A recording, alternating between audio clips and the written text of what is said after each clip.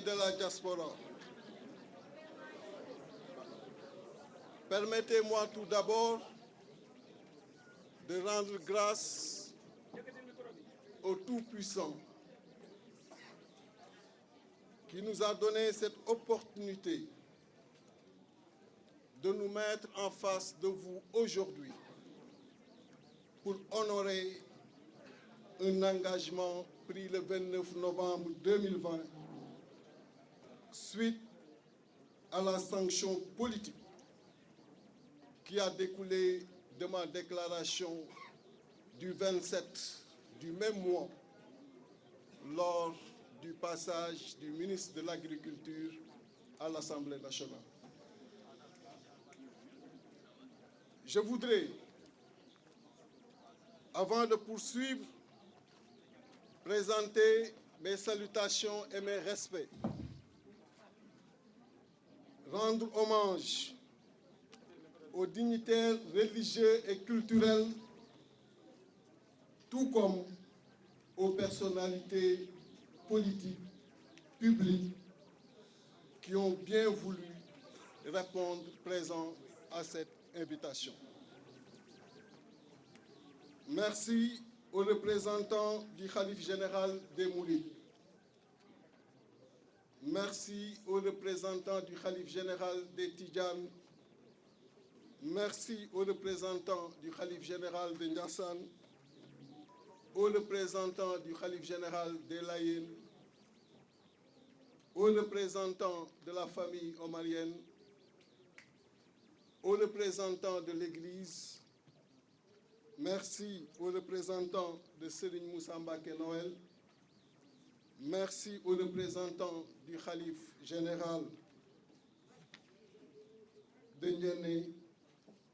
Merci aux représentants de Serigne Abdou Mbacké. Merci aux représentants de Serigne Modou Kara Mbacké. Merci aux représentants de Ahmed Khalifa Niass. Merci à tous. Merci également à toutes ces personnalités présentes. Quand je suis entré dans cette salle, la question que je me suis posée est la suivante. Qu'ai-je fait pour mériter cet honneur de ces éminentes personnalités qui ont préféré sacrifier ce dimanche pour être là à mes côtés? Votre présence m'honore profondément. Merci d'être venu. Merci Bougane d'être venu. Merci Issa Sall d'être venu. Merci Seigne Abdou. Merci président Decroix. Merci président Malik. Merci Malik Gueye. Merci président Souran. Merci président Habib Sy. Merci président Cheikh Bamba Dièye. Merci président Abdou Mbaye. Merci président Khalifa Sall. Merci président Ousmane Sonko. Merci aux représentants du président Abdoulaye Wade et du président Karim Meïssa Wade. Mes respects au président Abdoulaye Wade. Mes respects et salutations également au président Thierno Bocoum, au président Abdourahmane Badara Gadiaga. Merci également au professeur Malick Ndiaye. Merci au président Aliou Sow. Merci à Massali. Merci à Maïmouna Bousso. Merci aux honorables qui sont également là. Mandara, je vous remercie bien vivant. Merci Aïssatou Sabara. Merci Madame Mbacké. Merci à toute l'opposition présente dans cette salle. Même ceux qui n'ont pas pu faire de déplacement ont appelé, soit envoyé des délégations. Il est clair que je ne pourrai pas de façon exhaustive citer tous ceux qui sont présents, mais comprenez que c'est une présence qui me touche profondément, que vous en soyez également remerciés et que le Tout-Puissant nous aide à continuer ensemble à œuvrer pour le bien de tous nos compatriotes. Merci à Dr Abdourahmane Diouf, je l'ai dit tout à l'heure.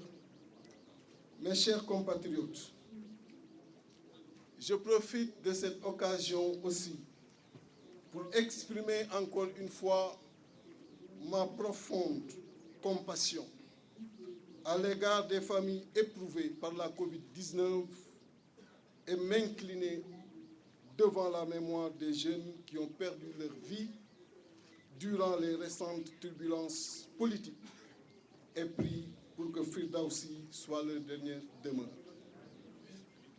Sénégalaises, Sénégalais, je l'ai dit tout à l'heure, vous avez tous suivi de très près les conséquences qui ont découlé de mon intervention du 27 novembre 2020 à l'Assemblée nationale. Je rappelle que ce jour-là, fort de ma jouissance absolue et effective de ma fonction de représentant du peuple, qui est la raison exclusive de ma présence dans cette Assemblée, j'ai alors indiqué aux représentants du gouvernement, comme je l'ai toujours fait du reste, que la vision du président Macky Sall devait quitter Diamniadio pour rejoindre la vallée du fleuve Sénégal et la vallée de l'Anambé. Ce qui naturellement aurait pour conséquence immédiate de régler en partie la question du chômage, mais de régler également la souveraineté alimentaire. Cette position de vérité et de principe, comme vous le savez, m'a valu une destitution offensante et injustifiable de ma fonction de vice-président du parti Rewmi. Au moment où je ne faisais qu'honorer les charges liées à la fonction du député, qui n'est là que pour le peuple et non pour ses propres intérêts ou les intérêts de son parti. Cette offense, naturellement, a soulevé l'indignation de tous les Sénégalais, de tous bords. Mais je voudrais ici vous rassurer que je l'ai accueilli avec une totale indifférence, mais surtout avec un sentiment de devoir accompli. Même si cette sanction venait d'un compagnon avec qui je venais de faire 16 ans dans l'opposition sénégalaise. 16 ans, chers citoyens, chers concitoyens, ce n'est pas 16 mois, ce n'est pas 16 jours, ce n'est pas 16 heures, c'est toute une vie. On peut facilement l'assimiler au cheminement de l'enfant ou de l'élève qui entre en classe de CI et qui, autant d'années après, est en année de maîtrise à l'université. Durant ce long cycle, il nous a été inlassablement appris de condamner le blâmable et d'approuver le convenable, de respecter la parole donnée, de défendre les populations quoi que ça puisse nous coûter, des enseignements qui sont conformes à ce que j'ai reçu dans mon éducation et ce que je pratique sans relâche dans mon quotidien depuis fort longtemps. Pour moi, la dignité n'a pas de prix. Et aussi, nous devons toujours faire preuve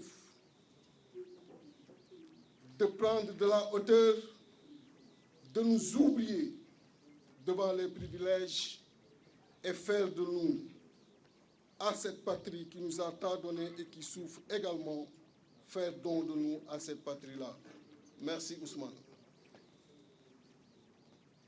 C'est pour cette raison, je le dis ici, certains le connaissent, d'autres non. Depuis que je suis à l'Assemblée nationale du Sénégal en 2017, l'intégralité de mon salaire a toujours été versée aux populations qui en ont besoin. Vérifiable.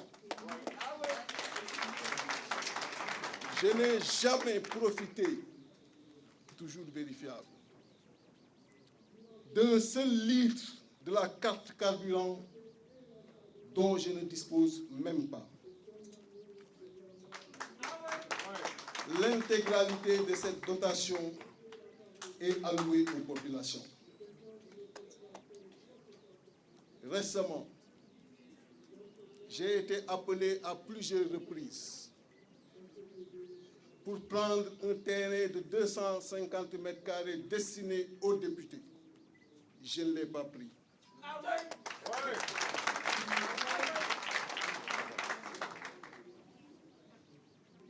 Donc, chers compatriotes, ma seule présence à l'Assemblée nationale se justifie par le devoir de défense que j'ai par rapport à vos intérêts. Et je ne peux rester insensible à ces souffrances.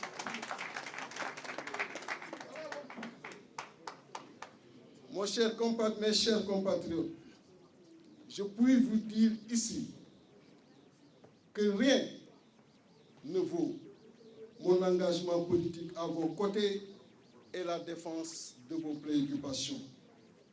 Et rien ne vaut le reniement de ses convictions politiques ou sa liberté d'expression. Ni un poste de député, ni un poste de ministre, ni un poste de président de la République du Sénégal. À choisir entre vous, le peuple, et les privilèges, retenez-le bien. Je vous choisirai toujours.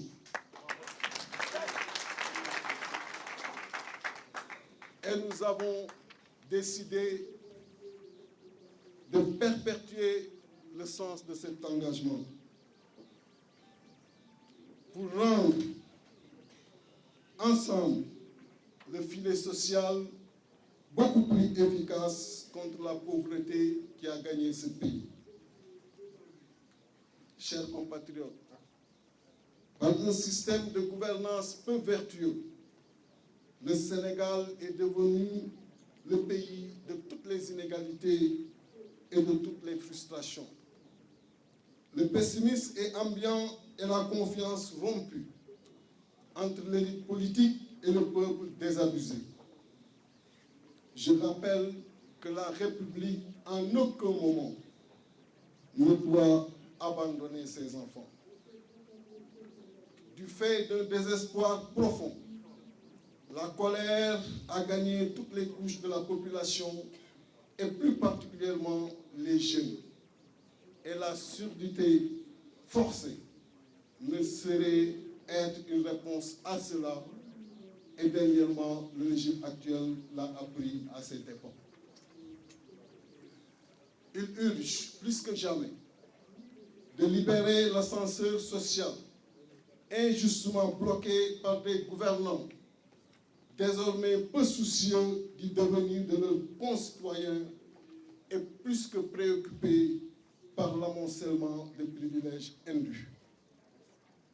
Chers compatriotes, nous avons dans ce pays des ressources humaines de qualité, capables de compétir dans leur domaine en bonne place avec n'importe quel autre dans le globe, et pourtant, nous restons encore dans le cercle des pays les plus pauvres.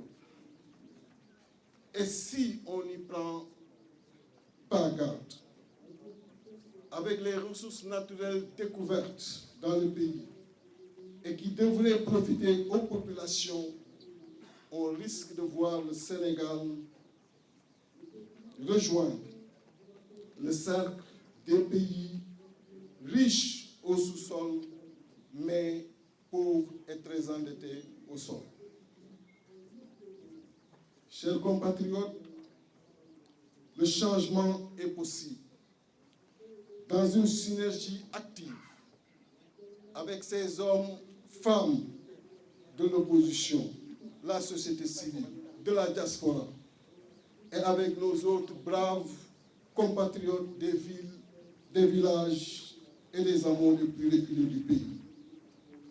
Ensemble, œuvrons pour un reprofilage de notre système économique qui fera que notre terre soit notre première source de nourriture et non les terres des autres pays. Ensemble, travaillons pour la création d'emplois massifs, surtout des jeunes et des femmes, par une modernisation de l'agriculture, la création de champions d'industrie sénégalaise dans l'agroalimentaire, dans l'éthique, dans l'hôtellerie, dans le BTP, dans la pêche. Bref, une sénégalisation d'abord de l'économie sénégalaise. Ensemble, œuvrons au renforcement de notre système éducatif pour une prise en charge optimale de nos défis de développement, de construction d'une société inclusive, et cela avec une meilleure motivation de nos enseignants, vu leur sacrifice énorme pour la nation.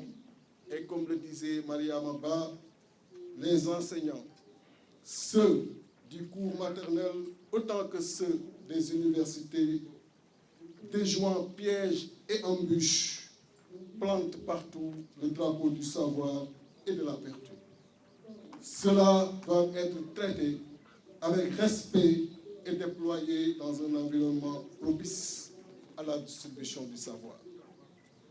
Ensemble, œuvrons en matière de santé pour une souveraineté thérapeutique permettant aux Sénégalais de bénéficier ici des soins de qualité. Bien entendu, tout ceci ne peut se faire sans une justice équitable et juste qui garantit la paix et la stabilité dans ce pays. Et cela passe nécessairement par l'arrêt de la persécution des opposants et la réhabilitation sans délai des candidats injustement écartés. Khalifa Ababacar Sall, ici présent, et Karim Meïssa Wade, qui est au Qatar.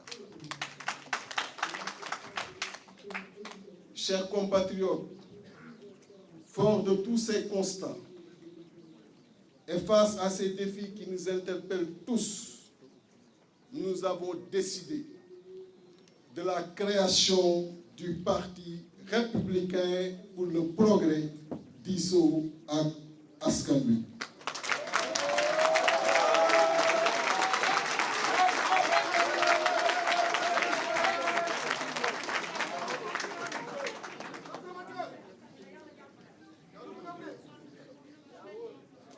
Pour qu'ensemble, nous travaillons pour la prospérité dans la paix. Ce parti vous sera implanté dans les prochains jours dans les 552 communes du pays et partout dans la diaspora et tiendra son premier congrès au mois de décembre 2021. Chers compatriotes, je ne saurais terminer sans remercier tous ceux également qui ont fait le déplacement mais qui n'ont pas pu accéder à la salle. Je vous témoigne toute mon affection. Je remercie également les millions de Sénégalais d'ici et de la diaspora qui nous suivent via les médias et les réseaux sociaux. Je remercie particulièrement la presse nationale et internationale qui ont bien voulu couvrir cet événement en direct. Beaucoup de télévisions. Merci Bougane, merci Maïmouna Ndour, merci à Walfadjri, Sénégal, Dakar Actu, Leral. merci à Sénégo, merci à Sud FM, merci à Zik FM, à iRadio, merci à ITV, merci à tous ceux qui sont présents, mais également à tous ceux qui ont bien voulu passer cette déclaration en direct. Votre présence est massive dans cette salle et cela témoigne l'engagement que vous avez pour une démocratie dans ce pays, une démocratie qui respire convenablement. Merci à Bourguédé également.